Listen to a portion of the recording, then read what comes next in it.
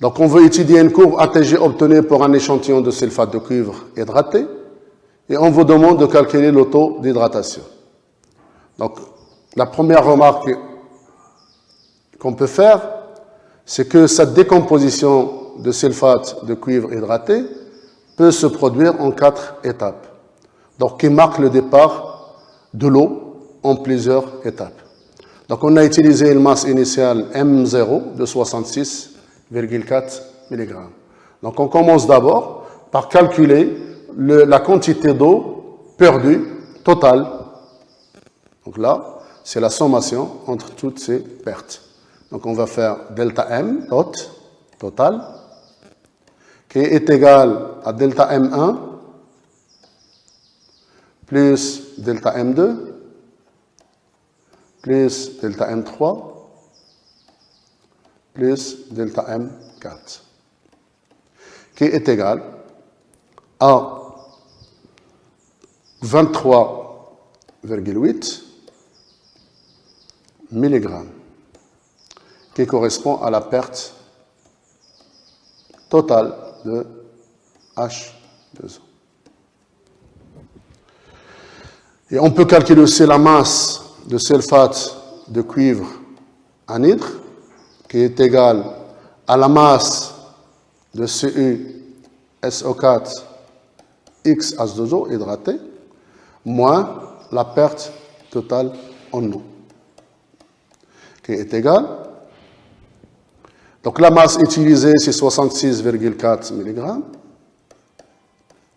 moins la perte totale, c'est 23,8 mg, ce qui donne 42,6 mg.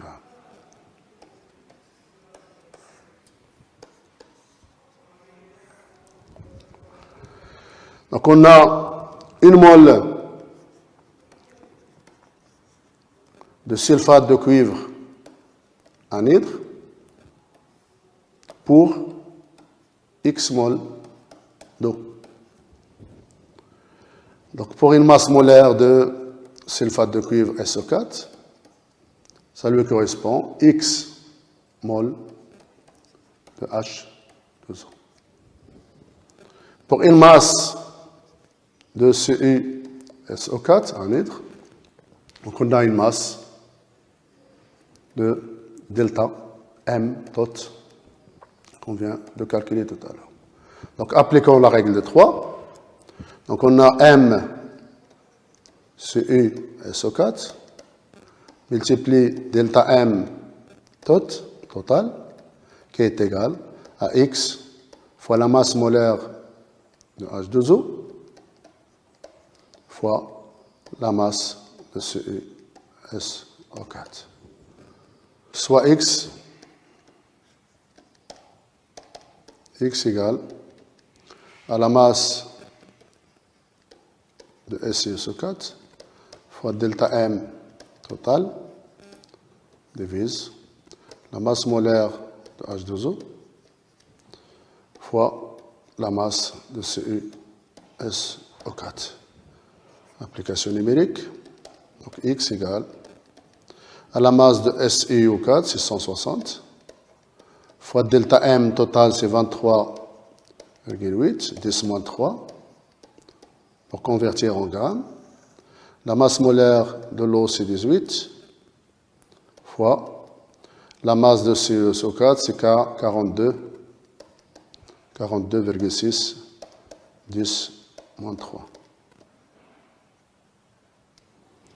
Donc, il est égal à peu près égal à 5. Soit l'oxyde hydraté, donc l'acétate hydraté, le sulfate, pardon, hydraté, SiO4, penta hydraté, H4.